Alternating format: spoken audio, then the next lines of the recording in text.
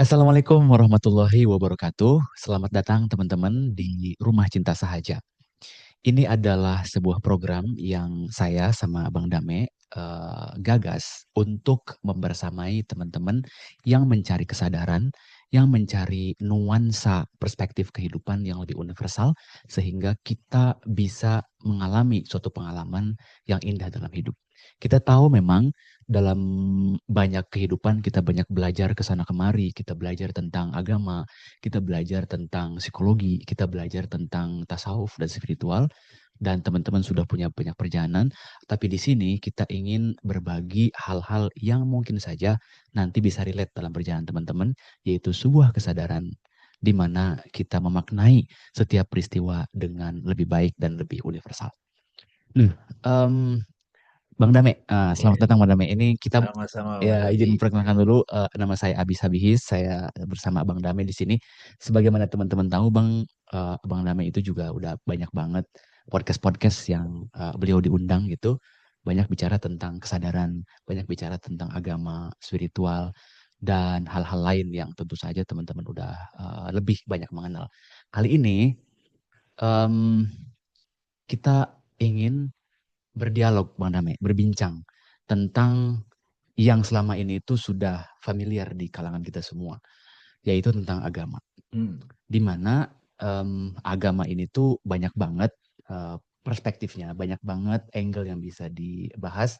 Dan kalau kita lihat juga di banyak tempat ya, di YouTube misalnya, memang sudah banyak membahas agama. Tapi kebanyakan itu Bang Dame membahas dari sisi yang lebih syariat, lebih fikih, lebih dogmatis gitu. Itu nggak salah sebenarnya. Ya. Tapi ada orang-orang yang justru ingin lebih dalam daripada itu dan ingin menjadikan agama sebagai the way of life gitu Bang Dame.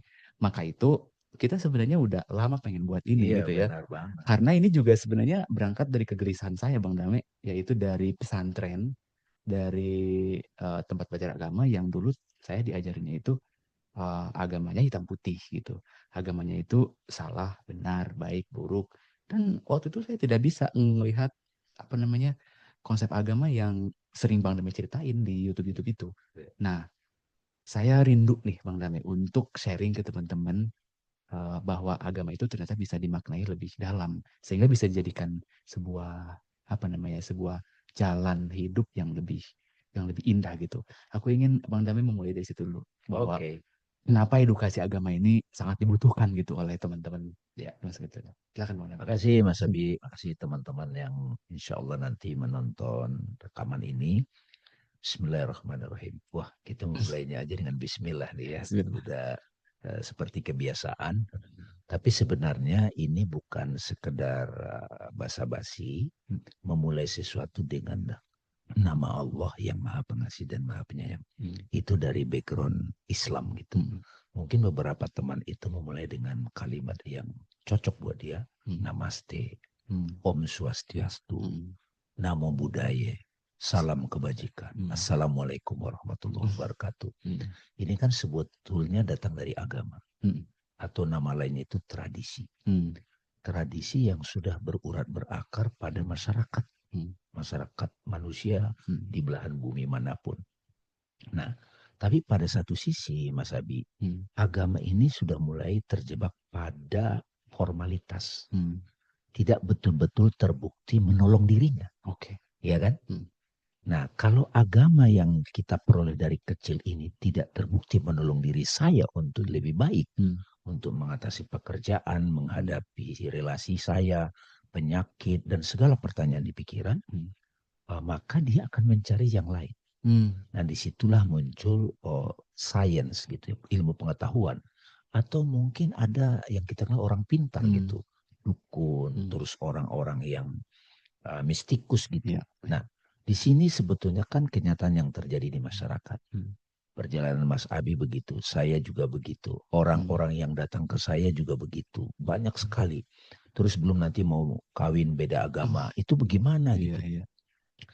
Nah, apakah agama ini harus kita buang? Apakah agama ini masih relevan?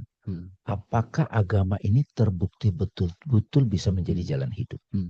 Jadi itu dulu tuh nanti Mas Abi. Kita bisa belajar bareng nih. Jadi edukasi agama. Ya.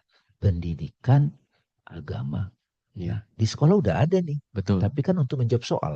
Betul. Atau di masjid-masjid atau di rumah-rumah ibadah udah ada juga nih. Ada yang merasa dia udah tertolong, ada yang tidak gitu. Jadi saya pribadi, Mas Abi, itu merasa agama ini tetap relevan. Bahkan ada satu podcaster ternama Deddy Corbuzier, dia kan pernah nanya pada satu habib ulama gitu. Apakah gimana ngajarin gengsi agama? Agak susah kan? Iya, betul. Nah, jadi kita ingin ngobrol-ngobrol, membuka diri dalam forum diskusi ini. Bagaimana agama tetap relevan. Bagaimana agama bisa jadi way of life. Atau jangan-jangan kayak misalnya nih, science modern atau buahnya kan demokrasi, kapitalisme, kemudian sosialis, komunis, banyak banget kan jalan hidup, atau bahkan stoik, itu produk-produk filsafat gitu. Apakah ini tabrakan dengan agama? Gitu. Jadi kita gimana supaya agama ini ritual-ritualnya efektif menolong saya? Benar-benar.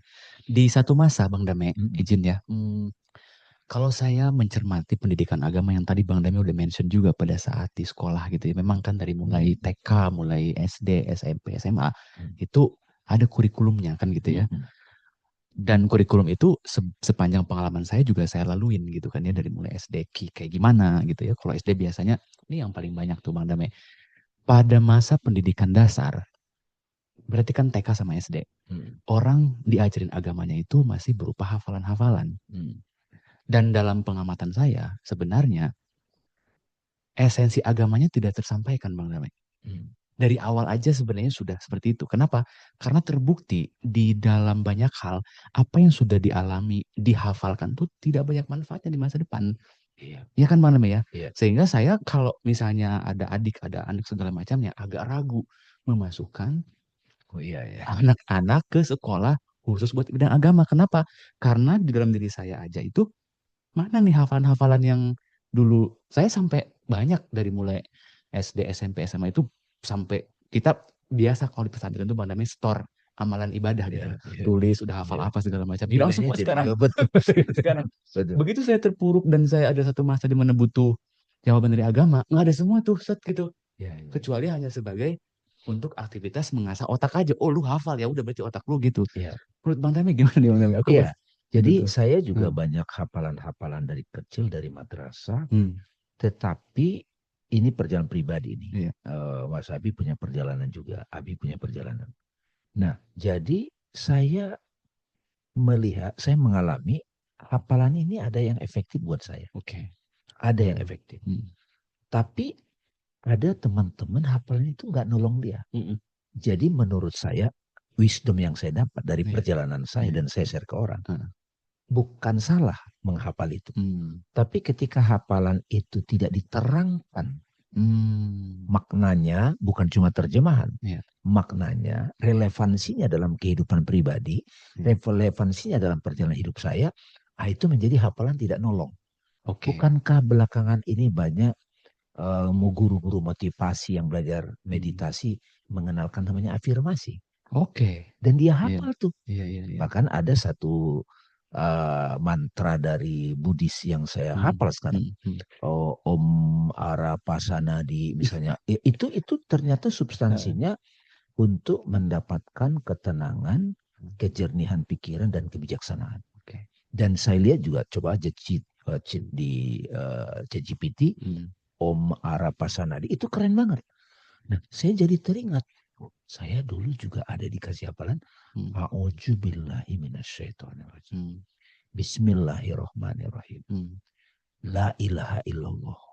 Tapi ini tidak hanya berhenti pada hafalan, ada satu tuning ya, vibrasi di balik kata-kata itu. Kenapa harus pakai bahasa Arab? Ada rahasianya juga. Nah, ini loh maksudnya edukasi agama ini. Kita tidak menyalahkan hafalannya, kita tidak menyalahkan ritualnya, tetapi kita sadar diri, oh saya belum nampak nih esensinya. Buktinya ketika saya belajar motivasi, belajar meditasi, pertumbuhan diri, saya dikasih afirmasi. Contohnya tarik nafas. Pas masuk, aku tersenyum. Iya. Ada 24 jam yang baru datang kepadaku. Aku lakukan itu. Iya, iya. Dan itu efektif. Nah, Iya. tinggal kita berikan makna. Kita berikan relevansi dari kata-kata itu, ritual itu dalam konteks kehidupan. Nah, itu mengapa edukasi agama kita belajar. Saya di sini akhirnya dapat satu poin penting nih buat kita semua ya, teman-teman juga. Pada saat kita menghafal sebuah surat ataupun realitas tertentu dari agama, apapun misalnya tadi kan disebut itu juga ada hafalan di agama yang lain kan. Jadi ternyata di semua agama itu ada hafalannya di Islam. Hanya saja mungkin apa karena fase umur gitu ya, setiap orang punya jenjang gitu, memang lupa untuk dimaknai secara lebih mendalam. Padahal di usia anak itu pemaknaan juga sangat penting gitu ya. Jadi bukan hanya diajari doa makan dalam agama, tapi kenapa, apa esensi dari apa namanya adab makan, kemudian apa namanya spiritual makan tuh kayak gimana gitu dan semuanya. Nah itu mungkin yang akan kita coba untuk sharing gitu ya kan. Dan kita menganggap tidak apa yang sudah kita alami itu ini satu-satunya kebenaran. Iya, betul. Tapi ada rahasia yang belum kita tahu dari situ. Itu makanya edukasi agama. Betul. Dan agama juga bukan hanya tentang masalah praktikal kayak gitu. Bukan. Itu kan yang diajarin ke anak-anak semuanya kadang-kadang bersifat praktikal. Nah kita harus yang namanya anak-anak kan bukan hanya fisik ini, kita pun termasuk sedang proses kan gitu. Manakala sekarang kita misalnya tidak paham tentang sesuatu dalam agama, misalnya tentang kenapa takdir gitu Bang Damai, kenapa begini. Betul. Berarti kan kita masih anak-anak sebetulnya. Betul, secara pengetahuan. Secara pengetahuan kan gitu ya. Masih anak-anak. Jadi inilah kita ingin di sini sama Bang Dame, teman-teman sharing. Bukan ingin mengajari teman-teman semua, tapi ingin kita berbagi bahwa ada hal-hal yang di agama itu juga sangat penting untuk kita telusuri lebih dalam. Bang Dame izin, sebelum kita masuk lebih lanjut, apa syarat yang harus kita hadirkan sama-sama biar kita sama-sama belajar ini buat teman-teman semua terbuka gitu? Ya, sebenarnya kan pertama kan ada panggilan dari diri kita. Ada panggilan saya, karena memang by nature manusia itu ada potensi untuk mengetahui. Pengetahuan itu akan membuat dia dapat tuntunan. Jadi kejujuran hati, ketulusan, kerendahan hati itu membuat kita berjalan untuk menemukan jawaban.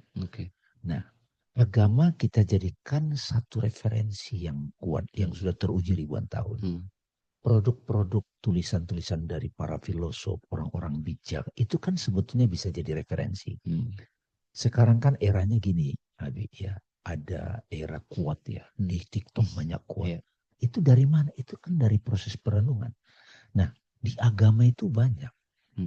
Kitab suci itu banyak. Di laku-lakunya itu banyak. Misalnya kayak pose begini. Dari dulu kan ini satu ritual yang kuat. Di tangan di sini ada begini, ada begini. Ini apa sebetulnya? Sekarang jadi muncul di era sekarang begini kan kalau foto kan begitu. Ya kan? Love, ini duit apa love? Artinya secara natural kita butuh simbol-simbol yang ingin mengungkapkan sesuatu untuk mengikat satu makna. Jadi ada makna yang kita dapatkan. Kita coba ikat dalam satu makna. Dalam bentuk kata-kata bisa. Dalam bentuk ritual bisa. Dalam bentuk simbol bisa. Dalam bentuk kaligrafi bisa. Nah itu loh maksudnya. Di agama secara ilham. Revelation itu datang kepada para nabi. Berarti yang kita butuhkan dengan mengetahui kayak gitu. Yang kita butuhkan syaratnya adalah keterbukaan pikiran. Keterbukaan hati. Betul. Agar jangan buru-buru ngejudge suatu simbol itu apa namanya dangkal maknanya. Dangkal ya. Karena ya kan. Dan kita menghormati ritual yang lain, jalan yang lain.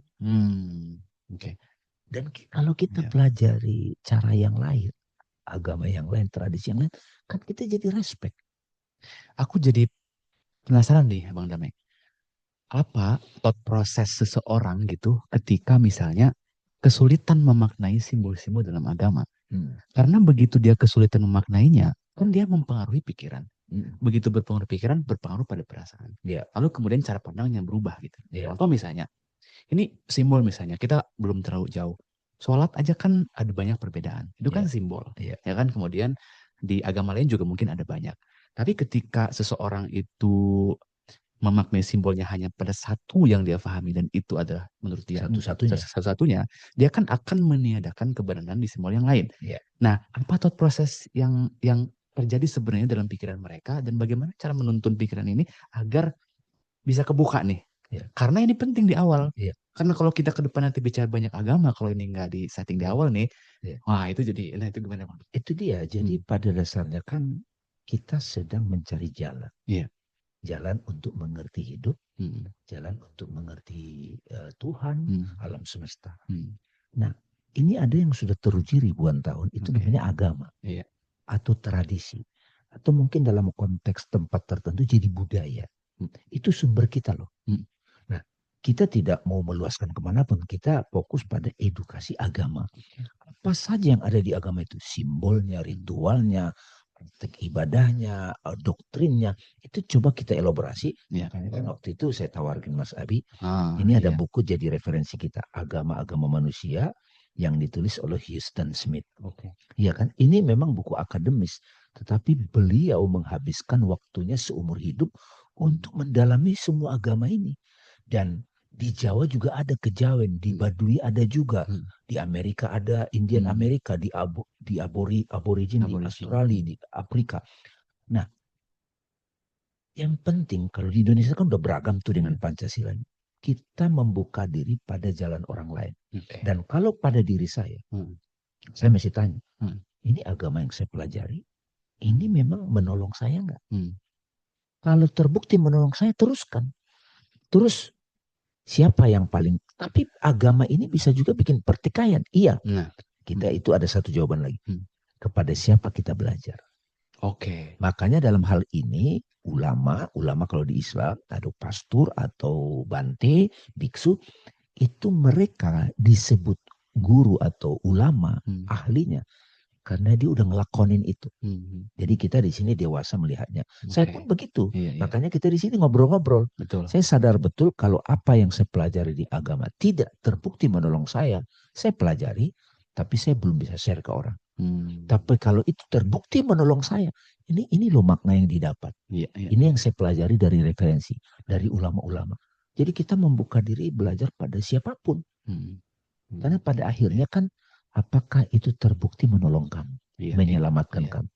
Iya, itu poinnya. Apapun. Makanya stoik sekarang laku banget kan? Karena terbukti, tapi apakah itu satu-satunya cara? Atau itu hanya berhenti di pemahaman? Lakunya bagaimana? Kan manusia kan perlu ada satu pembiasaan. Gimana caranya kalau hanya filsafat? Makanya ada aspek doktrin, itu pemahaman, ada aspek metode. Iya kan? Jadi tinggal kita ambil aja.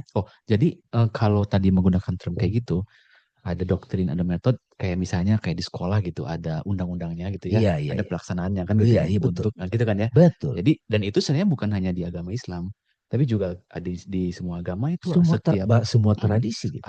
Ada ajarannya, kemudian ada cara melaksanakan ajarannya. Eksekusinya. Nah, itu juga teman-teman harus bisa memahami dengan cara berpikir seperti itu gitu. Jadi jangan disangka juga bahwa di agama lain nggak ada yang kayak kita ada gitu. Tapi dengan cara kita nanti belajar kayak gini, kita akan pelan-pelan bisa lebih memahami ternyata agama itu cakupannya sangat luas.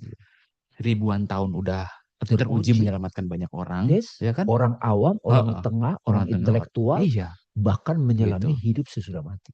Jadi lintas dimensi, lintas iman, lintas dimensi, lintas kehidupan. Karena ya yang paling awal kita terima pada saat kita lahir juga agama kan. Allahu Akbar, Allahu Akbar. Kan kalau di Islam kan ya gitu. Terus di yang lain juga, di agama lain juga sama juga, mereka begitu lahir pasti agama yang diterima pertama kali oleh kita. Karena itu sangat bijak kalau kita membuka hati, membuka pikiran, membuka kesadaran untuk open terhadap apa yang mau kita sharingkan. Ini memang saya izin namanya buku ini bagus banget gitu. Bukan promosi buku ya, tapi mendalam. Tapi di sini kita akan tahu gitu ya bahwa ternyata banyak hal-hal yang nggak diajarkan di sekolah, tapi di sini dibuka secara pelan-pelan. Jadi Bang Dame, kita akan itu dulu ya. Ada satu lagi sedikit sebelum ke situ. Banyak orang bertanya ke saya, orang tua, anak muda, orang yang sudah sepuh, Saya kalau mau belajar agama kemana? Oke. Banyak di YouTube kan. Iya, iya. Saya bingung ngasih referensinya. Hmm. Saya mulainya baca buku apa? Hmm. Apakah itu orang yang mau pindah agama atau yang mau mendalami agamanya? Jadi ada satu hal agama yang dilihat sebagai identitas sosial, ya take for granted. Ada orang yang mencari, saya mau menjalani hidup bahagia, saya mau mengerti hidup. Kemana saya belajar? Ada orang tanpa agama, ya kita hormati juga. Ya udah dia belajar sains, belajar filosofi kan juga. Iya. Tapi di sini kita mau bincang-bincang. Di agama itu ada filosofinya loh, ada aspek praktikalnya loh, ada metafisikanya loh, ada spiritualnya loh, ada ritualnya loh, ada mantranya loh, ada metodenya loh. Jadi orang yang memang belum mau belajar agama juga nggak apa-apa juga. Tapi saya pribadi dan mungkin Mas Habib pelan-pelan teman-teman juga tidak bisa kita pungkiri. Banyak orang mencari jalan hidup melalui agama. Coba mau kasih referensi kemana? Ada yang akademis, saya nggak usah sebut nama. Kampus ada. Ada yang keras, ada yang malah jadi, ada pesantren. Anak-anak Genji mau kemana? Nah, saya berharap perbincangan ini, channel ini, ataupun di Rumah Cinta saja ya, ini bisa jadi tempat belajar lebih dalam, lebih luas. Saya memang backgroundnya Islam, saya juga studi agama-agama, belajar Hindu, belajar Buddha, belajar Kristen, belajar meditasi, sains. Nah kita mau share. Jadi kita saling menghormati agama-agama. Iya. Kita menghormati juga orang yang belum tertarik ke agama. Iya, iya. Gak apa-apa juga. Iya. Jadi butuh kedewasaan nih. Iya, betul. Benar nggak? Banyak kan orang tua yang pingin belajar agama. Saya Mas kan Abi kan ngajar ya, Mas. Iya. Saya tuh ngajar, saya juga dari pesantren gitu, backgroundnya agama. Kuliahnya juga sampai S2 itu agama juga gitu. Kadang-kadang, ya bukan kadang-kadang, sering banget diminta orang-orang untuk ngajarin agama. Dari mulai mualaf, kemudian orang tua yang anaknya pengen jadi agama itu, saya ngerti kebingungan mereka gitu. Maksudnya tidak mudah teman-teman mencari tempat di mana kalau orang tua punya anak nih, kemana nih sendiri kan mau coba. Bener, kok jangankan buat anak saya gitu misalnya, buat saya sendiri. Sekarang nih saya mau belajar agama, kemana? Gitu ya. Bukan kita tidak percaya sama sosok, sama orang yang udah punya kaliber tinggi dalam agama kan gitu. Misalnya banyak ustadz yang viral, banyak ustadz yang punya follower dan segala macamnya. Tapi aku nanya ke hati aku sendiri, apakah pemahaman agama mereka seperti yang aku inginkan? Yang menyejukkan hati, yang membawa kesadaran kepada Tuhan, yang meningkatkan kualitas hidup dengan baik kan gitu. Jadi sebelum kita belajar kita tahu apa yang kita harus cari kan. Kita nggak sembarangan belajar. Saya misalnya pernah di satu masa kena depresi misalnya gitu ya, ditinggal nikah, macam-macam lah gitu ya. Kalau boleh sharing, agama yang model apa yang saya cari? Ketika misalnya saya mendatangi satu sosok agama, gimana nih saya punya kayak gini, sabar aja, ntar juga ada hikmahnya. Gituin, bagi saya itu bukan sebuah jawaban yang diharapkan gitu. Karena kata-kata sabar sekarang jadi toksik, Bang Dame. Lu gak ngerti apa yang gue rasain kan gitu, walaupun dari agama. Tapi akhirnya saya bisa ada satu experience gitu, bukan model agama yang kayak gini yang mau saya cari. Akhirnya saya ketemu dengan sosok yang juga agama gitu, ngajarinnya ya lebih dalam. Ada pengertian jiwa. Ada energi juga. Ada energi, ada takdir, ada karma gitu. Kenapa kamu bisa kayak gitu? Coba deh gitu kan gitu. Nah itu kan agama juga tuh. Akhirnya memberikan pemahaman, kita bisa menerima keadaan itu jadi lebih. Akhirnya kita bertransformasi, sembuh dari luka gitu-gitu. Nah ini kan agama juga Bang Nabi. Nah ini yang kita pengen share gitu, bahwa dengan edukasi agama itu hanya ke sana gitu. Jadi agama itu sebagai sebuah jalan, tapi juga sekarang sudah jadi institusi sosial, identitas tertentu. Tapi di agama itu juga ada satu doktrin kebenaran yang turun pada seorang bijak gitu. Nah, iya betul. Cocok nggak kira-kira? Nah, cocok. Bungkus sebenarnya ya. Bungkus ya. Edukasi. Dan kita sama-sama edukasi belajar agama ya. Jadi itu ya teman-teman, kita pengen bikin program edukasi agama buat teman-teman. Di sini lagi-lagi kita nggak ngajarin siapapun, tapi kita sharing. Mudah-mudahan yang kita sharingkan itu punya manfaat buat teman-teman semua. Kita akan banyak bicara episode ke depan. dan siapkan hati dan pikiran agar kita lebih terbuka, dituntun kesadaran kita kepada Allah Subhanahu wa taala, pada Tuhan kita semua. Terima kasih Bang Dame. Terima kasih. Itu dulu. Assalamualaikum warahmatullahi wabarakatuh.